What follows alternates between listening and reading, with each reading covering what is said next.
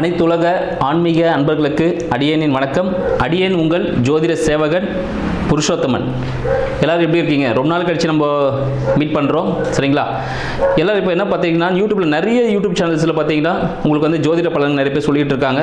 அடியேன் உங்களுக்கு என்ன தகவல் இன்றைக்கி நம்ம சொல்ல போகிறோம் அப்படின்னு பார்த்தோன்னா, வருகின்ற ஆடி மாதம், சரிங்களா?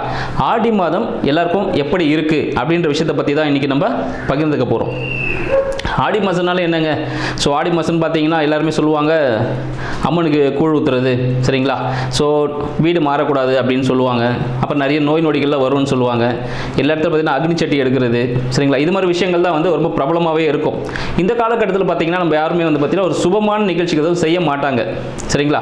எல்லாமே பார்த்தீங்கன்னா கடவுள் சார்ந்த ஒரு நிகழ்ச்சியாகவே இது நம்ம போய்கிட்டு இருப்போம். எதனால் அப்படின்னு பார்த்தோன்னா, இந்த ஆடி மாதத்தில் பார்த்தீங்கன்னா எப்பவுமே இந்த சூரிய பகவான் அப்படின்றவர் ஆடி மாதத்தில் எங்கே இருப்பார்னு பார்த்தீங்கன்னா சந்திரனோட வீட்டில் இருப்பார். சந்திரன் வீடுன்னு உங்களுக்கு தெரிஞ்சிருக்கும் அன்பர்களுக்கு. இது கடக வீட்டில் சந்திர பகவான் இருப்பார், சரிங்களா? ஸோ அவர் வீட்டிலேருந்து 12ஆம் வீட்டில் போகிறதுனால அது பார்த்தீங்கன்னா அந்த இடத்துல எப்பவுமே அக்னி தேவை. எப்பவுமே ஒரு இடத்துல பார்த்தீங்கன்னா எந்த பொருள் தேவையோ, இன்கேஸ் ஒருத்தருக்கு உடம்பு சரியில்லைன்னு வச்சுக்கோங்களேன், என்ன பண்ணுவோம், மருத்துவர் போயிட்டு என்ன விட்டமின் கம்மியாக இருக்குது, சரிங்களா, எந்த உடம்புல எங்கே பாதிப்பு இருக்குன்னு சொல்லிட்டு அதுக்கான ஒரு மெடிசன் எடுப்போம் பாருங்கள். அதுபோல் அந்த ஆடி மாதத்தில் சூரிய வெப்பம் பார்த்தீங்கன்னா குறைவாக இருக்கும், சரிங்களா? எல்லாருக்குமே இது வந்து மேஷராசிக்காரருக்கு தான் இருக்குமா அப்படின்னு பார்த்தீங்கன்னா இல்லை, சரிங்களா? இந்த உலகத்தில் பிறந்த எல்லாருக்குமே பார்த்தீங்கன்னா அந்தந்த இடத்துக்கு ஏற்ற மாதிரி பார்த்தீங்கன்னா அவங்களுக்கு வந்து சில விட்டமின்ஸ், சில மினரல்ஸ்லாம் வந்து கம்மியாக இருக்கும். ஸோ சில விஷயங்கள் வந்து பஞ்சபூத சக்திகள் வந்து கம்மியாக இருக்கும் போது அதை நம்ம டெவலப் பண்ணிக்கணும். இதனால் வந்து வழியாக பிற்காலத்தில் ஆக்சுவலி கொண்டு வந்தது பார்த்தீங்கன்னா ஒருத்தராக எடுத்துகிட்டு வந்தாங்க. முற்காலத்துலலாம் பார்த்தீங்கன்னா இந்த ஆடி மாதத்தில் தீச்சட்டி எடுக்கிறது அது எல்லாமே கொண்டு வந்திருந்தாங்க. ஆக்சுவலி உங்களுக்கு சின்ன ஒரு கதை சொல்லணும். இந்த தீச்சட்டி எடுக்கிறது அப்படின்னு பார்த்தீங்கன்னா எங்கேருந்து வந்தது அப்படின்னு பார்த்தோன்னா, முற்காலத்தில் இந்த பழங்காலம் இருக்குது பாருங்கள், அந்த டைம்லலாம் ராஜாவை தவிர மற்றவங்க வீட்டிலலாம் நெருப்புன்றது வச்சுக்கக்கூடாது அப்படின்னு ஒரு ரூல் இருக்குது. இப்போ எப்படி நம்ம சில கன்லாம் வச்சுக்கக்கூடாதுன்னு சொல்கிறாங்க பார்த்தீங்களா, அது மாதிரி சில விஷயங்கள்லாம் இருந்தது. அந்த நேரத்தில் என்ன பண்ணுவாங்க பார்த்தீங்கன்னா, அரசர்கிட்ட தான் அந்த நெருப்புன்றது பார்த்தீங்கன்னா அரசர்கிட்ட தான் இருக்கும், பொதுமக்கள்கிட்ட இருக்கக்கூடாதுன்னு வச்சுருப்பாங்க. எதனாலனா இது திடீர்னு பிடிக்காதவங்க யாராவது என்ன பண்ணுவாங்க, அந்த நெருப்பு கொண்டு அந்த அரச மாளிகையோ இல்லை அவங்களுக்கு சம்மந்தமான இடத்துல எல்லாம் நெருப்பு வச்சு அதை அடிச்சிடுவாங்க. அப்படின்றதுனால நெருப்பு பொதுமக்கள் கூட இருக்கக்கூடாது அப்படின்னு சொல்லிட்டு. அப்போ அவங்க வீட்டில் சமைக்கலையா அப்படின்னு நீங்கள் ஒரு கேள்வி கேட்டிருக்கலாம். அதுவும் எனக்கு புரியுது. அது என்னன்னு பார்த்தீங்கன்னா, எப்பவுமே இந்த மக்கள் வந்து பார்த்தீங்கன்னா உழைப்பாங்க பாருங்கள். அவங்க உழைச்சி முடிச்சுட்டு ஈவினிங் ஒரு 6 மணிக்கு, இப்போ நம்மலாம் நைட்டு 10 மணிக்கெலாம் சாப்பிட்டுட்டு இருக்கோம். ஆனால் பொதுவாகவே மக்கள் உழைக்கும் வர்க்கம், சரிங்களா, நம்ம விவசாயிகள்லாம் எப்படி சாப்பிட்றோம் பார்த்தீங்கன்னா ஒரு 6 மணிக்கு, ஒரு 7 மணிக்கெலாம் படுத்துருவாங்க. அப்போ இந்த 6 மணிக்கு என்ன பண்ணுவாங்க, இந்த ஒரு இடத்துல பார்த்தீங்கன்னா ஊருக்கு ஒதுக்குப்புறமாக ஒரு நெருப்பு மட்டும் மூட்டிட்டு, சரிங்களா, அது 24 மணி நேரமும் அணையாமல் பாதுகாக்கிறதுக்கு 2 காவலாளியும் போட்டு வச்சுருப்பாங்களாம்.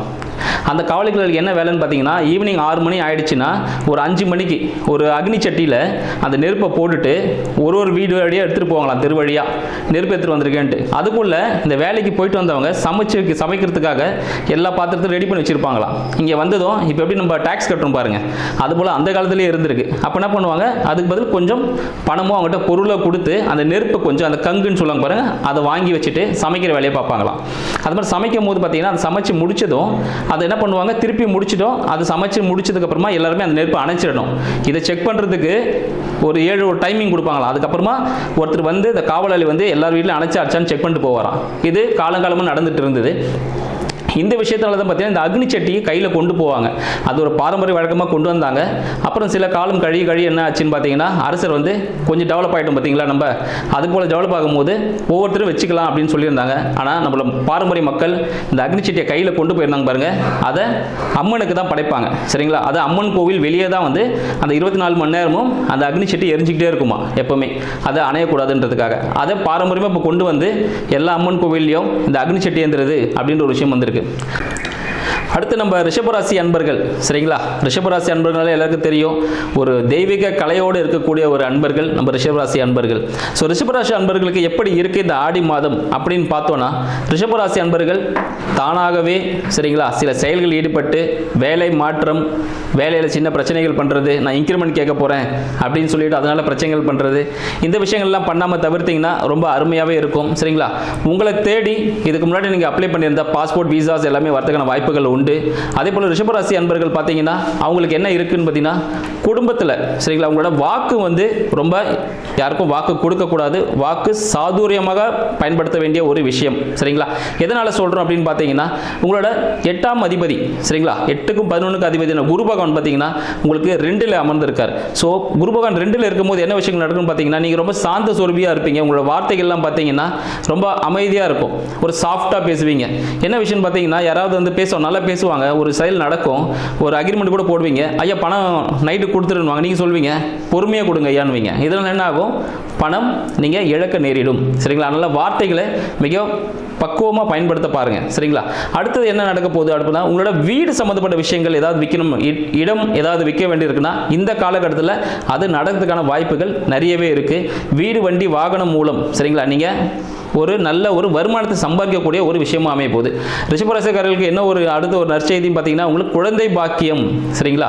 குழந்தை பாக்கியம் அதுக்காக யாரெல்லாம் ஏங்கிட்டு இருக்கீங்களோ சரிங்களா அவங்களுக்கு குழந்தை பாக்கியம் கிடைக்கிறதுக்கான ஒரு மிகப்பெரிய வாய்ப்பாக இந்த ஆடி மாதம் உங்களுக்கு அமைய இருக்குங்க சரிங்களா. இந்த மாதத்தில் கண்டிப்பாக உங்களுக்கு குழந்தை பாக்கியம் அப்படின்ற ஒரு நல்ல செய்தியை நீங்கள் எல்லாமே கேட்க போகிறீங்க.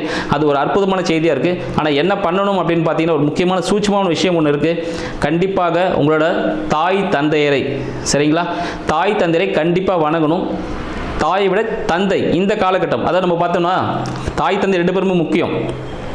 எந்த நேரத்தில் இன்கேஸ் நம்மளுக்கு தலைவலின்னு வரும்போது தலைவலிக்கான அந்த மாத்திரையை தான் நம்ம எடுத்துப்போம் சரிங்களா. அதுபோல் சில விஷயங்கள் செய்யும் போது சூட்சமமாக என்ன பயன்படுத்தணும் என்ன பயன்படுத்தக்கூடாது அப்படின்னு சில விஷயங்கள் இருக்குது. எப்போவுமே தினசரி பார்த்தீங்கன்னா உங்கள் தாய் தந்தை கிட்ட ஆசீர்வாதம் வாங்குங்க. அது ஆக்சுவலி நம்மகிட்ட நிறைய சண்டைகள் கூட இருக்கலாம், தாய் தந்தை பேசாமல் கூட இருக்கலாம்.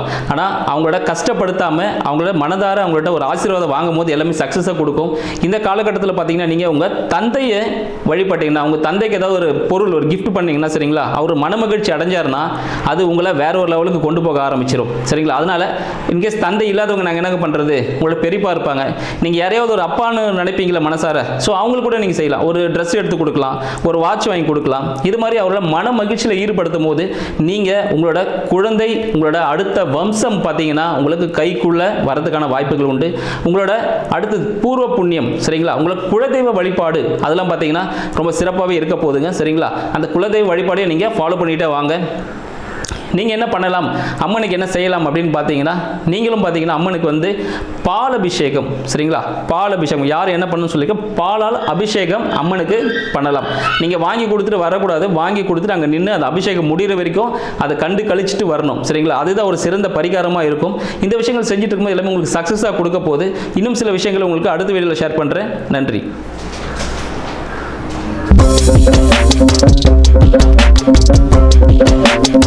We'll be